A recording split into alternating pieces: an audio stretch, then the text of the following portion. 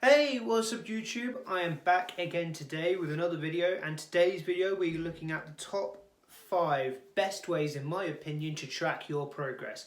So no matter what your progress is, whether that be for cardio basis or whether that be for putting on muscle or for strength, there's going to be something in here for all of you that you guys can take away from this video and apply to, the way you track your progress. And hopefully that means that we'll all, me, you, everybody that takes on this information will be able to track their progress way better, and therefore be able to see the changes and things that happen. Because I think sometimes that's something that we struggle with a lot when we don't have things that are set in stone for us to look back on, or for us to go and see, oh, I was lifting, say if it was lifting weight, for example, you wrote it actually down and you were like, okay, cool. So last time my best 3 rep max was this, and this time I added 2.5 kg.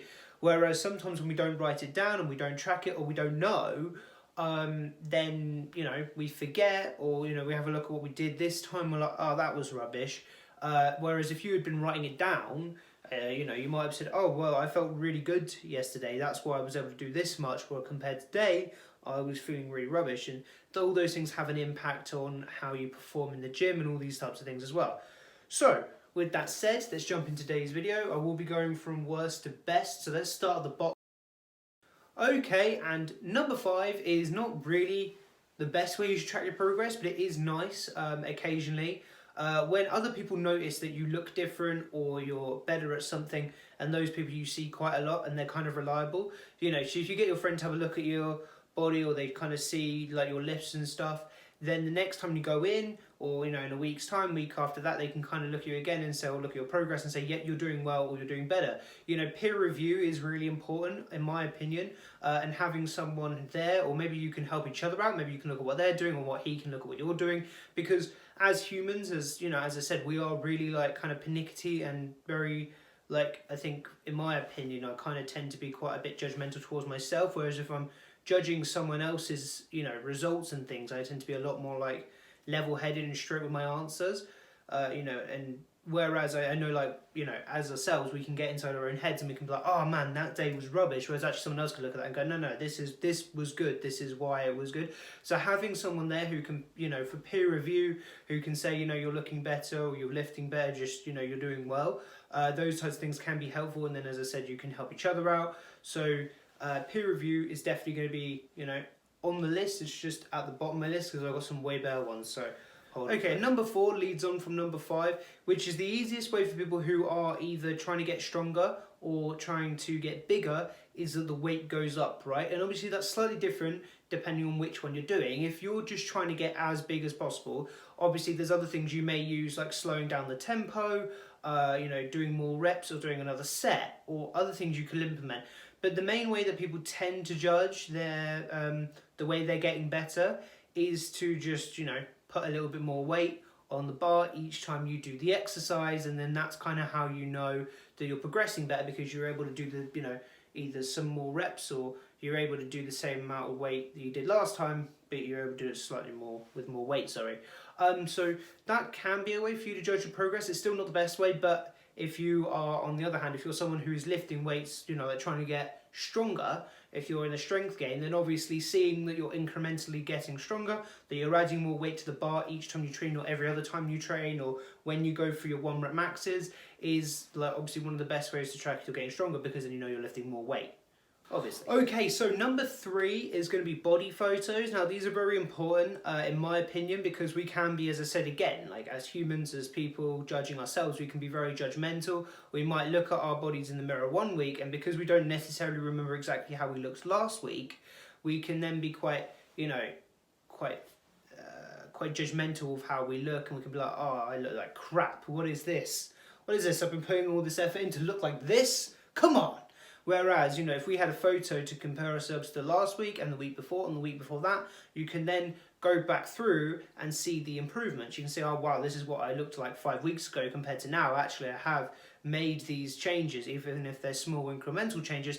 I have made these changes to my physique, and this is how I look this much better now than I did then. Whereas if we're not really keeping track of that type of thing, and we're just looking and just judging off of what we see in the mirror at the moment, we can then be quite, as I said, judgmental and quite picky about the way that we look because we don't have that like ability to look at what we looked like the previous couple of weeks, which is very important in my opinion.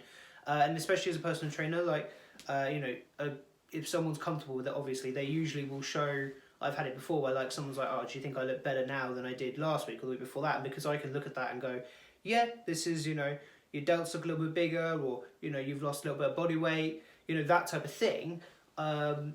It's just a really good kind of comparison between what you look like now and what you look like before, because our memories are Okay, not that and great. number 2 is going to be weigh-ins. Now, weigh-ins are subjective because it depends on what you're trying to do. So I would say don't focus on the scales necessarily too much. Maybe do a weigh-in once a week rather. I know some people like to do it like every day or every other day.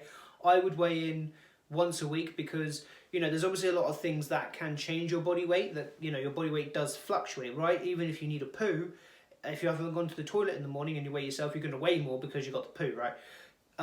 So there's so many things, or if you're gassy, or if you just ate, there's so many things that can change your weight by little increments.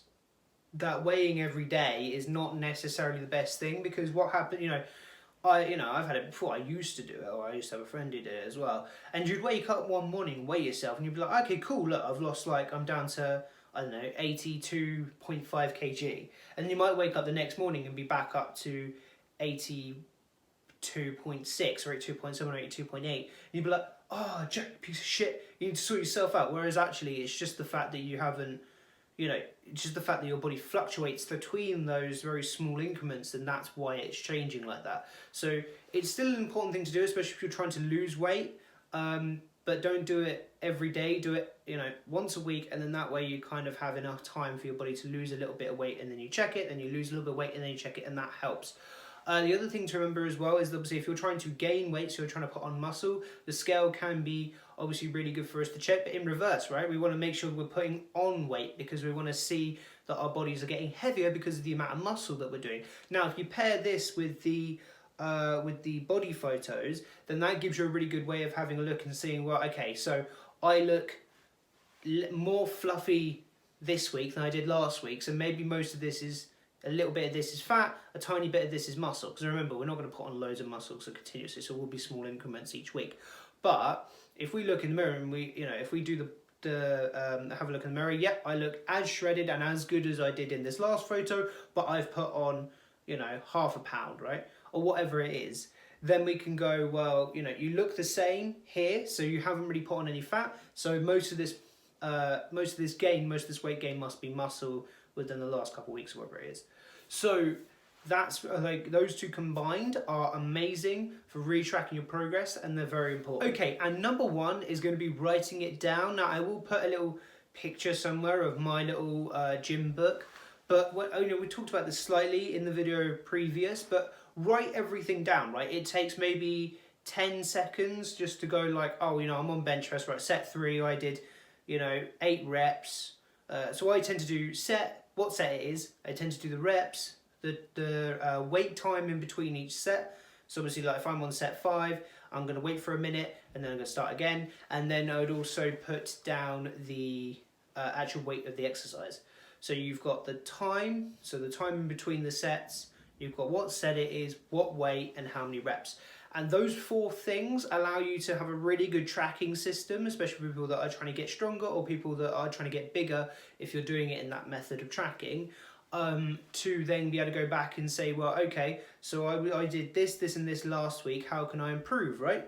So again, if you're trying to lift weights and trying to get stronger, well, you go clearly, right, I lifted this is on my 3-minute max. Let's see, it's been 2 weeks, let's try and add, 2.5 kg to this, or 5 kg, depending on how cocky you are, basically. Or, if you're trying to get bigger, you're like, right, okay, so this is what I did last week. How can I improve, right? Can I maybe slow down the tempo? Can I add another set? Can I add another rep to each one? Or can I add the weight, depending on how you want to do it? And the same with cardio. Log the cardio that you're doing. I know the calorie trackers on like most of the cardio equipment's not great, but it's not terrible, and especially if you kind of make sure you use the same equipment, then you're going to have a rough reading of kind of where you're at each time.